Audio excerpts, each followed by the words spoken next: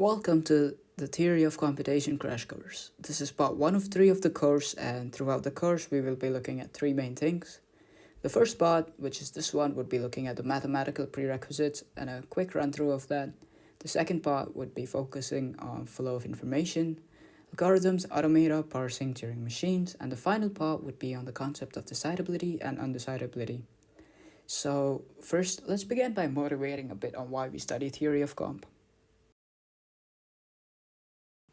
So why we look into theory of computation is we want to see what is possible and what's not possible. So we want to explore the limits of computation, that is a yes. But how do we do this? We need some notation to mess around with and see what's possible or what's happening. But we're lazy, and so we steal the notation from maths. Or we just take that notation and look at what's going on. And this is what we come to. So first we study maths, the set theory, and then we go a bit more on what looks like graph theory, and we can finally come to the point, is the problem solvable or not, which is our final goal of what we want to study. So just a sneak peek of how you answer this. Well, you just find one problem you can't solve, and if it looks like the other problem is kind of similar, you can't solve that either. But we'll go in a lot more detail for this in the third part of the course. Alright, let's start by looking at the most important mathematical preliminaries. First, we have the basic definitions for a set. It is a well-defined unordered collection of distinct elements. So we could say A is equal to 1, 2, 3, 4 in curly brackets, and this would be our set. A lot of other definitions that we're just going to go through pretty quickly are the null set, which we can just write with this. There are no elements inside, or just the phi symbol. A subset is if every element of A is in B, then A is a subset of B, which would mean if B is 1, 2, 3, then B is a subset of A. A trivial set is that every subset is a subset of itself. This is, well, trivial, so I don't have to explain it again, but if I write A again, A is equal to A, and hence A is a subset of A. B, a proper subset, any non-trivial subset of A is a proper subset.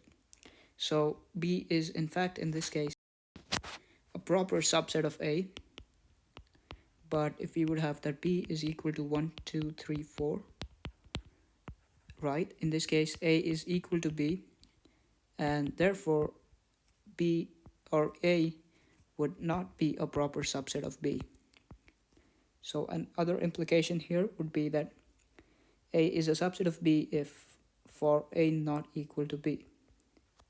Alright, so what cardinality is the total number of elements in a subset. So the cardinality of A would be 4 because 1, 2, 3, 4 elements.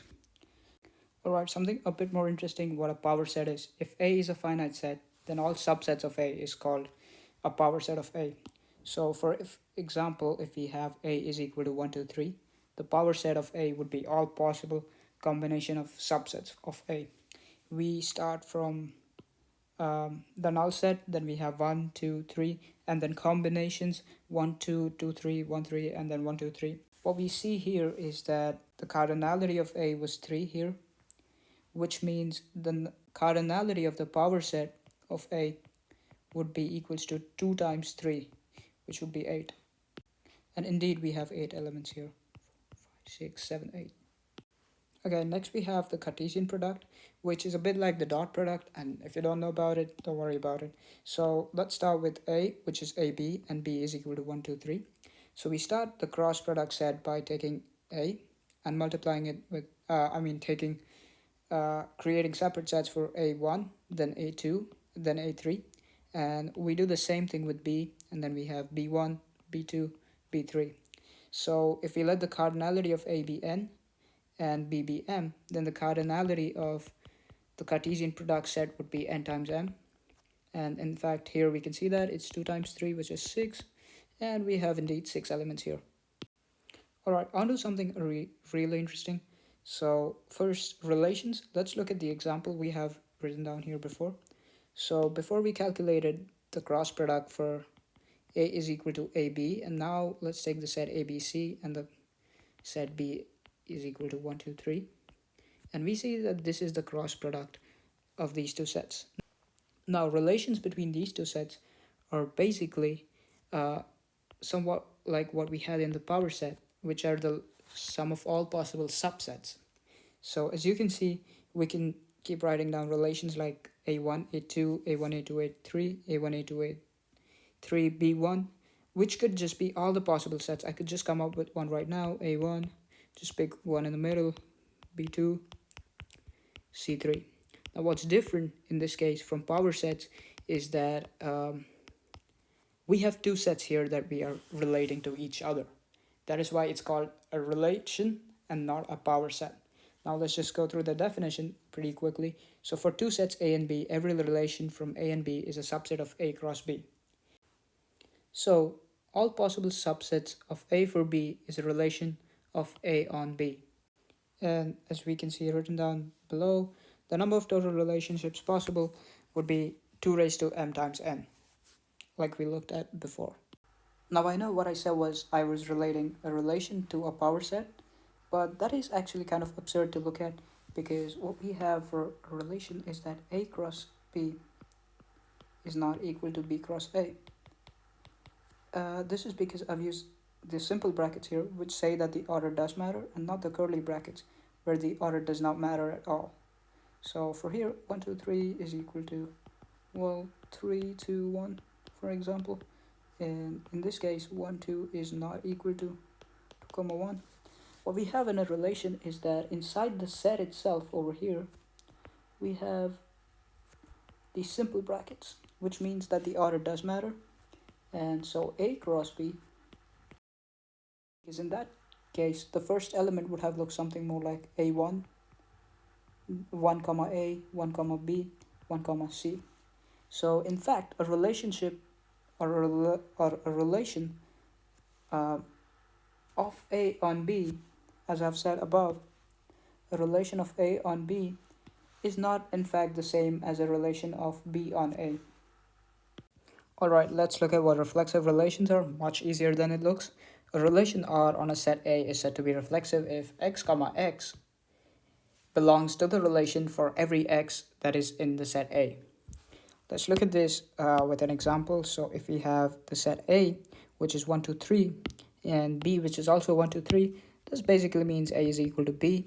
Then the cross product would look something like this, where we have exactly looked at the same case before. Now, a reflexive relation would have for every element in A, right? For every element in A, we would have it reflexive here.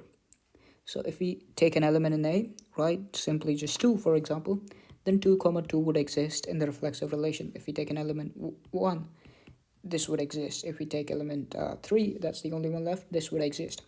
So a reflexive relation will look something like this.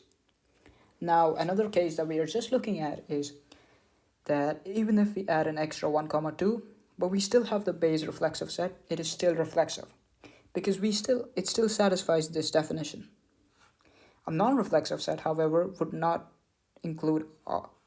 would be the case where not every element of A is included in the reflexive set. So for example, here we're missing the 3 comma 3. So that does not satisfy the definition above. Great, well, very easy as we just saw. Now let's look at the number of reflexive relations possible.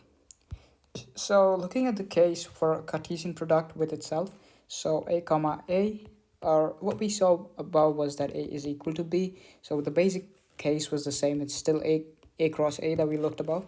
The smallest number of reflexive relations possible would be the number of elements in the diagonal, because we saw here that these 3 elements have to exist in the reflexive set.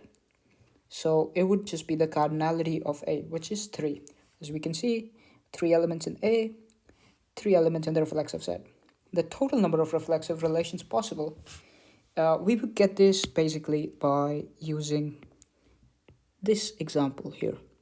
We would see that the total number of reflexive relations possible is basically just the number of combinations of the non-reflexive elements in the A cross B set or A cross A set. So the total number of combinations we can get from these elements here is equal to the total number of reflexive relations, because in the reflexive relation, this is a given. We have 1, 1, 2, 2, 3, 3. We cannot change that. What we can change is the other elements. So we could give the number of other elements or non-diagonal elements by n square, which is the total number possible in the total number of elements in this set. As we can see, the cardinality of A is 3, so 3 square, we have 9 elements here, minus n, which is the number of diagonal elements here. And that is basically the total of number of non-diagonal elements there. Now, the total number of reflexive relations possible is just 2 raised to n square minus n. This is just simple combinations. Now, if we were to look at the total number of irreflexive relations possible, this would be the total number of relations possible, which would just be 2 raised to n, and minus the total reflexive relations possible.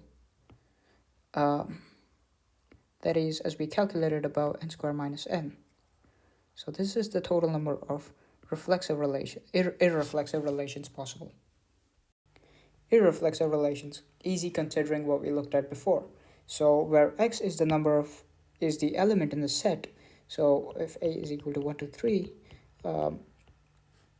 1 is element, these are elements, so this is what I'm referring to by x. A relation R on a set A is said to be irreflexive if x is not related to x for every x in A. This basically just means x comma x cannot exist in the relation. So let's look at an example. We have A cross A from before. So if we take the relation R is equal to, for example, 1, 1, 1, 2. Now, this is not an irreflexive relation. Well, let me write that down. Not irreflexive. The reason it is not irreflexive is because it has 1, 1, which is x, x. So that is not irreflexive. Now, you would also want to know that this is also not reflexive because it does not include the other elements that are required for a reflexive set. So it does not include 2, 2 and 3, 3. Now, let's look at another relation. Let's call this R1 and R2. Now, this relation is just this, and it's an empty set. Now, this is in fact irreflexive because it does not contain x, x, is not in the relation. So this is an irreflexive set. And well, obviously now we get the idea. So 2, 3, let's take a set like this. 3, 1, and well, let's make it weirder somehow. 1, 2. This is also irreflexive because x, x does not exist in the relation. Okay, so symmetric relations. A relation R on a set A is said to be symmetric if x is related to y, then y is also related to x for every x, y that belongs in the set A. And the simplified version is if x, y is in the relation, then y, x should also be in the relation for every x, y that is in the set A. Now, let's look at this very simply because that might have not made much sense to anybody. So if A is 1, 2, 3, 4, and we have the relation R1 to begin with, right? And the relation R1 goes like this. We have 1, 2, 1, 3, 2, 1, 2, 2, and 3, 1. What we need to see is, okay, 1, 2 exists. Does the opposite of 1, 2 exist? Yep, 2, 1 also exists. Cool. Now, let's take the next one. If 1, 3 exists, does the opposite of that exist? Oh yes, 3, 1 also exists. Cool. And we've already looked at this third one. Let's look at the fourth element in the set, 2, 2. We can see, the opposite of this. So x, y is equal, and the y, x for this 2, 2 case would be the same. So yes, this is also symmetric. We can say that this whole set is hence symmetric. Let's look at the second set, right? Which is just an empty set, which means it's symmetric because there is nothing more to compare, right? All the elements in the set, which are none of them, are symmetric with themselves. Okay, let's look at the third set, okay? So 2, 3 and 3, 2. As we can see, these are Well, kind of symmetric. They are symmetric, and so is 1 comma 1. This is also a symmetric set, hence. The last relation R4. What we have here is different though. 1, 2, and then we don't have to 1 to complement it. It doesn't matter what the rest of the elements are, we just don't have to 1 in this set, which means this relation is not symmetric. Not symmetric. Alright, let's move on to non-symmetric set relations. Having talked about symmetric relations, now let's talk about two types of non-symmetric relations. So we have antisymmetric relations and asymmetric relations, and we'll be looking at both of them together.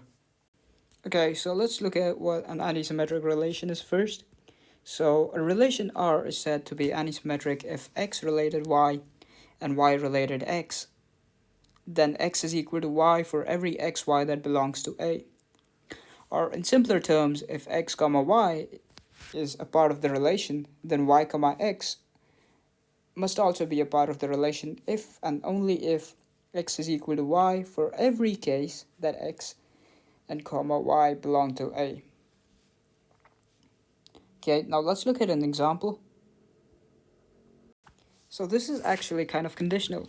Let's look at this part. So if x comma y is in the relation, then y comma x can only exist if x is equal to y, which would mean if we have 1 comma 2, then 2 comma 1 cannot exist.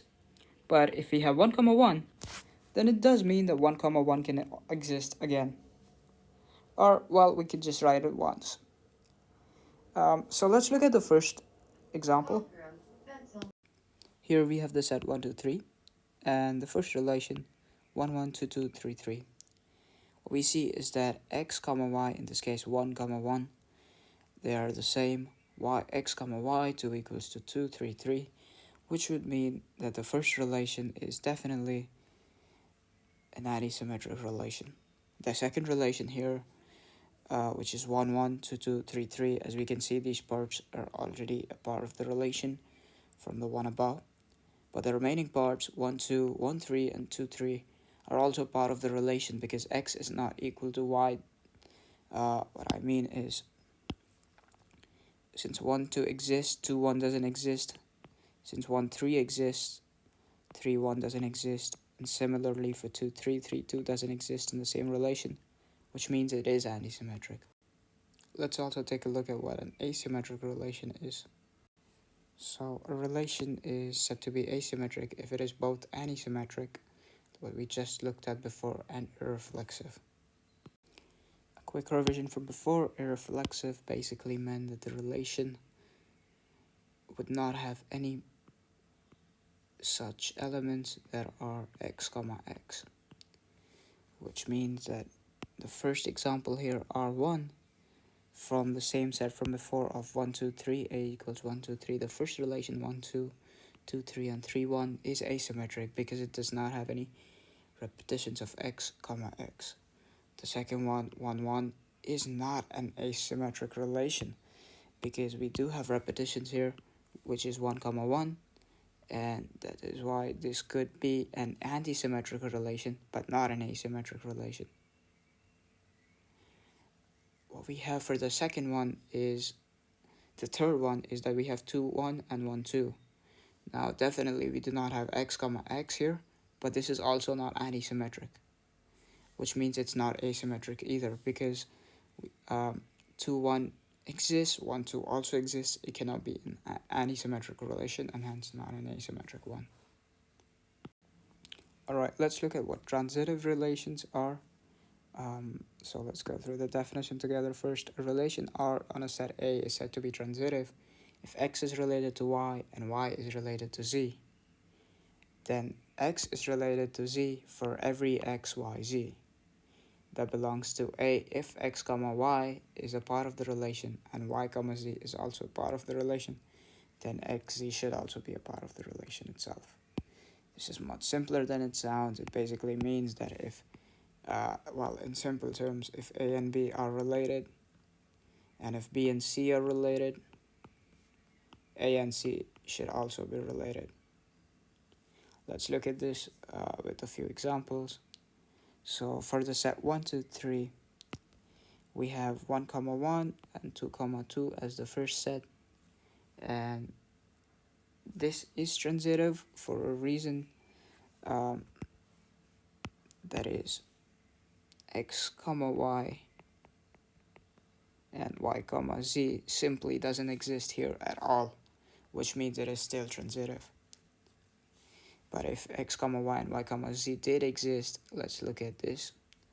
So if 1, 2 exists, 2, 3 exists, this is not transitive because, well, let's mark the elements to make it easier. This is y, x, and 2 is y. Then we'd have y here, and then another. This we would mark with maybe z, right? So since 1, 2 and 2, 3 exist,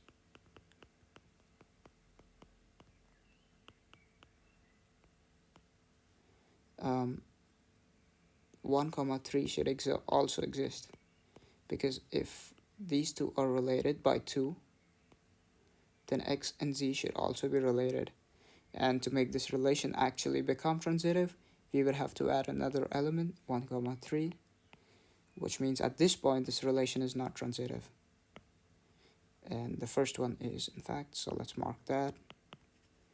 The third one is, well, this is what we would call trivially transitive, because it doesn't have a relation x, y, and y, z at all, which means it is still transitive.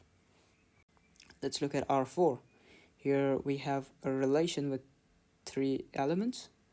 Let's look at these two first. So we have 1, 2. Let's mark the x as 1 and 2 as y. In this case, we have that x, y, and yz exist. So if x and y are related, and y and r are related, y and z are related, which is y, x, then x and x should be related, so which is 1, 1. Wow, this might take a little bit of time to get your head around, but this would be a transitive relation indeed, because if these two are related with 2, then 1, 1 should also be related, and that set does exist here. Alright. This, I promise, is the last relation we're going to be looking at. A relation R on a set A is said to be equivalent if it is reflexive, symmetric, and transitive. This might seem a little bit too much to begin with, but let's go through it together. So for the set 1, 2, 3, we have R1. Let's look at if this is reflexive first of all. And indeed it is reflexive because all the elements are x, x, y, y, and z, z. Let's look at if it is symmetric. It is also symmetric. It is indeed transitive because x, y, a relation like this does not exist at all, and therefore it is also equivalent. So reflexive, symmetric,